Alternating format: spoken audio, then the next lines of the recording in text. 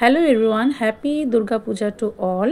আজকের আমরা চলে এসেছি আইটিসি রয়্যাল বেঙ্গলে। আজ অষ্টমী, আর অষ্টমীর এই দিনে আমি রয়্যাল বেঙ্গলে ভিজিট করছি। আমাদের ডিনার রিজার্ভ করা আছে, তো আমরা গেছিলাম ঘুরতে। সেখান থেকে ফেরার সময় ভাবলাম এখানে ডিনারটা রিজার্ভ করে রাখি, ডিনার করে ফিরবো একেবারে বাড়িতে। সাথে তোমাদেরকে রয়্যাল বেঙ্গলের ইনসাইট কেমন হয় সেটাও তোমাদের সাথে শেয়ার করব। যদিও প্রচুর রকমের ব্লগ আছে আইটিসি রয়্যাল বেঙ্গলের ফুড, ডিনার, লাঞ্চ, বাফেট, এভরিথিংসের ব্যাপারে, কিন্তু আমি সেসব কিছু ডিটেলস এখানে শেয়ার করব না। আমি মুহূর্তগুলো শেয়ার করব আর তোমাদের সাথে হোটেলের ভিতরের অ্যাটিটিউড, আর্কিটেক্ট, অ্যাম্বিয়েন্স এই সব কিছুটা শেয়ার করার চেষ্টা করব, যাতে তোমাদের খুব ভালো লাগে। তো ঢোকার সঙ্গে সঙ্গেই দেখলাম অনেকেই পুজোর আমেজ, ফটো তুলতে ব্যস্ত। দেখে বেশ ভালোই লাগলো। কমন পিপলরা এসে খুব ভালো মতোই সুন্দর লাগছে, ফটো তুলছে সবাই মিলে। সাজানো ছিল খুব সুন্দর করে, কিন্তু আমি বুঝতে পারিনি যে এখানে এই গিফট বক্সগুলো কী জন্যে সাজানো হয়েছিল। যদিও সাজানোটা খুবই সুন্দর লাগছিল, পারপাসটা না বুঝেই আমি ভিডিওটা তুলছিলাম, কিন্তু সাজানোর কারণটা জানা ছিল না কেন যে বক্সগুলো রাখা। বাদ বাকি খুবই ভালো লাগছিল। সেখানে দাঁড়িয়ে বেশ ফটো তোলার জন্যে এটা একদম পারফেক্ট, হয়তো বা ফটো তোলার জন্যেই এইভাবে সাজানো। আর সাথে আমার মেয়েরা ভিতরে ঘুরে বেড়াচ্ছিল, তো ওদেরকেও বলছিলাম যে চলো একটু ফটোশ্যুট করি, তোমরা একটু ফটো নাও, রিলস বা শর্টের জন্য আমি একটু এডিট করব। তো ওরা তো আমার কথা শুনতে বাহাদুর, আর এখানে এসে ওদের খুবই ভালো লাগছিল, তো ওরা পোজ দিচ্ছিল। সাথে আমি আশপাশের সব কিছুই ভালো করে দেখছিলাম, কারণ হোটেল ভিজিট তো এর আগেও বহু করেছি, বাইরেও করেছি, আর এছাড়া ইন্ডিয়ার বাদবাকি জায়গাতেও বহুবার করেছি। কিন্তু আইটিসিতে ভিজিট করার আমার ভীষণ রকমের ইচ্ছা ছিল, কারণ কলকাতার 1 নম্বর 5 স্টার হোটেল বলতে এক কথায় আমরা এখন সোনার, আইটিসি সোনার আর আইটিসি রয়্যাল বেঙ্গলকেই বুঝি। সত্যি ভিতরটা দেখে আমি ভীষণ রকমের মুগ্ধ। এর সাজানো থেকে শুরু করে সার্ভিস, সবথেকে বড় ব্যাপার হচ্ছে বিহেভিয়ার, আমার ভীষণ রকমের ভালো লেগেছে। সাধারণ মানুষও এখানে সুন্দরভাবে এসে পোলাইটলি তারা বিভিন্ন রকমের ফটো নিচ্ছে, সবার সাথে ঘুরছে, দেখছে। সেখানে কোনো রকমের অ্যারোগেন্স আমার ফিল হয়নি, যেটা নর্মালি 5 স্টার হোটেলে ফিল হয় আর কি। অনেকে অ্যানশিয়াস হয়ে ওঠে, বা যারা হয়তো বুকিং করে আসেনি তাদের সাথে জিনিসটা ভালো বিহেভিয়ার পাওয়া যায় না, কিন্তু এখানে সেসব আমার ফিল হয়নি। আমি অনেককেই দেখছিলাম ঘুরছে ফিরছে, আনন্দ করছে, আর আমরাও লবিতে অনেকক্ষণ ধরে বসেছিলাম। মেয়েদেরকে নিয়ে গেছিলাম, মেয়েদের খুব ভালো লাগছিল। আমাদের ডিনার টাইম ছিল 7টা থেকে, তো তার আগে আমি লবি, দেন ফার্স্ট ফ্লোর সবই ঘুরে ঘুরে দেখছিলাম। এদের পেন্টিং দিয়ে শুরু করে বাঙালিয়ানার টাচ দিয়ে কিভাবে ডেকোরেট করা, সেটা ফার্স্ট ফ্লোরের রাইট সাইড, লেফট সাইড সব কর্নারগুলোই ঘুরে ঘুরে দেখছিলাম। শুধু শুধু লবিতে বসে থেকে সময়টা নষ্ট করে কী লাভ, ভালো করে দেখি ঘুরে, যদিও বা পরে আবার আসতে পারবো। কিন্তু তাও ফার্স্ট টাইম এসেছিলাম, আমি একাই মেয়েদেরকে নিয়ে এসেছিলাম, আর তারাও ঘুরছিল, তারা খুব এনজয় করছিল আর কি। ঠাকুর দেখা হয়ে গেছিলো প্রচুর রকমের, তাই ঠাকুর দেখার দিকে আর আমাদের মন ছিল না, আমাদের একটু চেঞ্জেসের দরকার ছিল।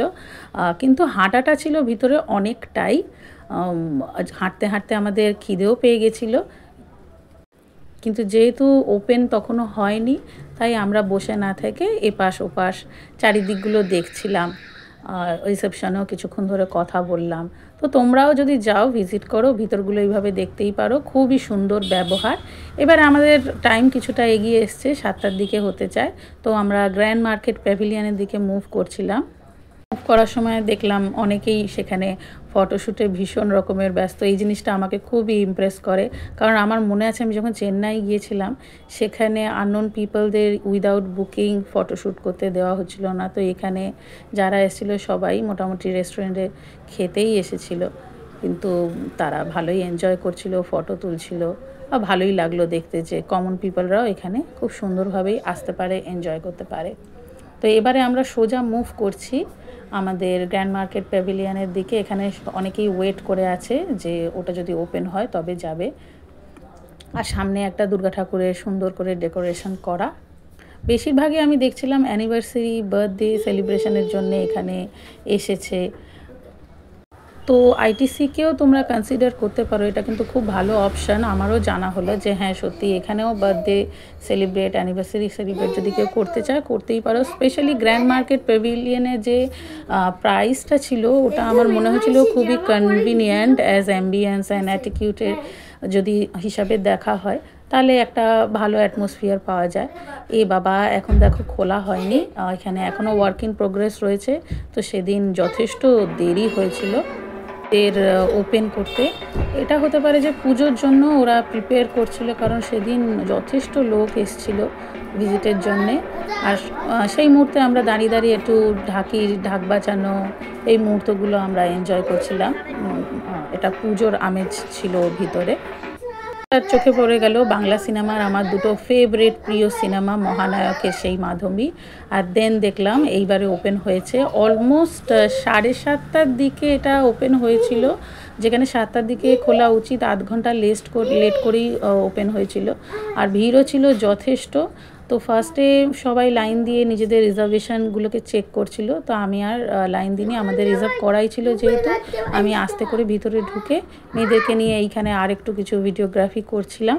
দেন ওরা যখন বললো যে আমাদের সিটটা ভিতর দিকে আছে, সেখানে গিয়ে আমরা বসে পড়লাম খাওয়ার জন্য। মেয়েদের প্রচণ্ড রকমের খিদে পেয়ে গেছিলো, কারণ যেহেতু হেঁটেছিলাম অনেকক্ষণ ধরে, আর ওদের খুবই খিদে পেয়ে গেছিলো, ওরা ছটপট করছিল। আর ভিতরে অ্যাম্বিয়েন্সটা তোমরা দেখে নাও, এখনও সবাই ঢোকেনি যেহেতু, আমি ভালো করে তোমাদের দেখিয়ে দিই। আমি আর উঠে আলাদা করে দেখাবো না, তবে কিছুটা আমি পরে তোমাদের কাছে গিয়ে দেখানোর চেষ্টা করব। আপাতত আমরা এখানে বসেছিলাম, আর ভিতরটাতে তখনও সবাই আসেনি। আর ঢাক নিয়ে এখানেও ভিজিট করেছিল, সেই মুহূর্তটাও আমরা দেখছিলাম, বেশ ভালোই লাগছিলো। কিন্তু এটা যদি ওরা পাখিরা ঢোকার পর আসতো আমার মনে হয় বেশি ভালো হতো, কারণ তখনও বাইরে লাইন ছিল প্রচুর আর সবাই বুকিং চেক করছিল। এইবারে আমি তোমাদের আস্তে আস্তে একটু দেখানোর চেষ্টা করি, কিন্তু আমি কাছে গিয়ে আর পট ওপেন করে কিছু দেখাবো না, কারণ এটা ভীষণই এম্বারেসিং লাগে। বাইরের দেশে যদিও এটা দেখাতাম, ওখানে ফরেনার হিসেবে দেখানো যায়, কিন্তু এখানে যেহেতু ভিড় রয়েছে, সবাই খেতে ব্যস্ত, খাবার নিতে ব্যস্ত, তাই পট ওপেন করে আমি আর ফুড দেখাচ্ছি না। তোমরা চাইলে আলাদা করে ইউটিউবে ব্লগারদের ব্লগ দেখে নিতে পারো কী কী ফুড আছে। কিন্তু ফুড আইটেম ছিল প্রচুর, ডাল মাখনি থেকে শুরু করে paneer, butter masala, butter chicken, then one kind of kebab. খুব বেশি ভ্যারাইটি ছিল না, কিন্তু যেটুকু ছিল যথেষ্ট ছিল। আর কেক ছিল অনেক রকমের, ব্রাউনি ছিল, স্পেগেটি থেকে শুরু করে, দেন মোমোস, চাইনিজ, ফ্রাইড রাইস সবই ছিল। আমি আমার খাবার টেবিলে যখন খাওয়া দাওয়া করব তখন 1 by 1 কী কী খেয়েছি তোমাদেরকে দেখাবো। আর অলমোস্ট ভিতরটা এইরমই ছিল। এটা চাইনিজ কর্নার। তো এখানে এই জায়গাটা আমি এন্ড করে চলে যাই আমাদের খাবারের দিকে। তো আমি ফার্স্টেই নিয়ে নিয়েছিলাম মোমোস, কারণ মেয়েদের খিদে পেয়েছিলো, আর আমাদের মোমোস সব থেকে বেশি ফেভারিট। অ্যান্ড দেন কোল্ড ডিশে ছিল shrimp salad and chicken salad, সেটা সয়া সসের সাথে আমরা টেক অন করেছিলাম। এতটাই খিদে পেয়ে গেছিলো, ফার্স্ট প্ল্যাটারটা ওরা একদম চেটেপুটে সার্ভ করে নিয়েছিল চটজলদি। দেন ফুচকা নিয়েছিলাম, তবে ফুচকার কোয়ালিটি আমার বারবিকিউ নেশনে বেশি ভালো লেগেছিলো, এখানে ফুচকার কোয়ালিটি অতটা ভালো লাগেনি।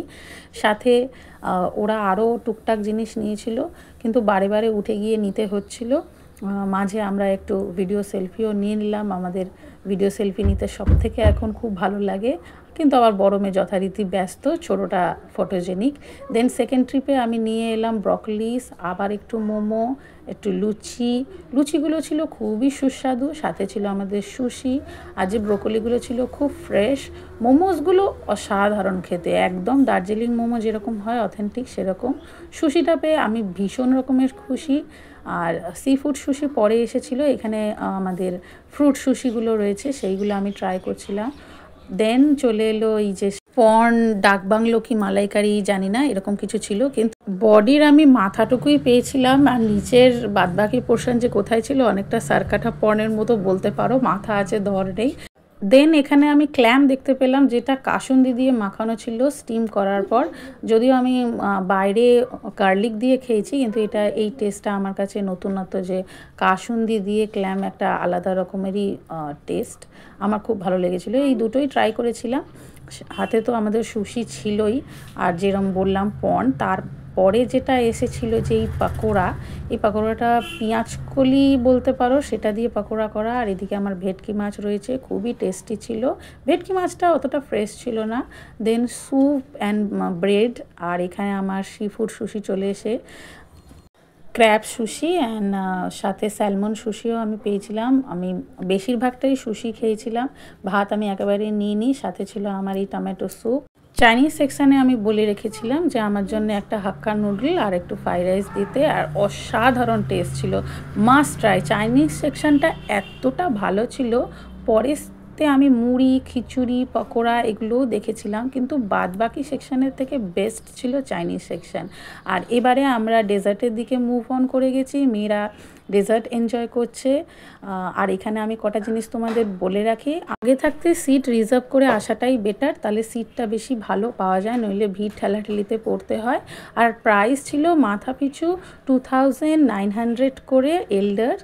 আর আমার মেয়ের, বড় মেয়ের হাফ ছিল, আর ছোটো মেয়ের নেয়নি কারণ ও 5 ইয়ার্সে, সেই জন্যে ও টোটালি ফ্রি ছিল। তো দুর্দান্ত এনজয় করেছিলাম আইটিসি রয়্যাল বেঙ্গলের খাওয়া দাওয়া প্লাস অ্যাটমসফিয়ার। ভিডিওটা কেমন লাগলো আমাকে অবশ্যই জানিও। লাইক, শেয়ার, সাবস্ক্রাইব করতে একেবারেই ভুলো না। আমি আবার নতুন একটা ভিডিও নিয়ে আসবো খুব তাড়াতাড়ি, ধানতেরাসের ভিডিও নিয়ে আসতে চলেছি। তো see you again, bye by.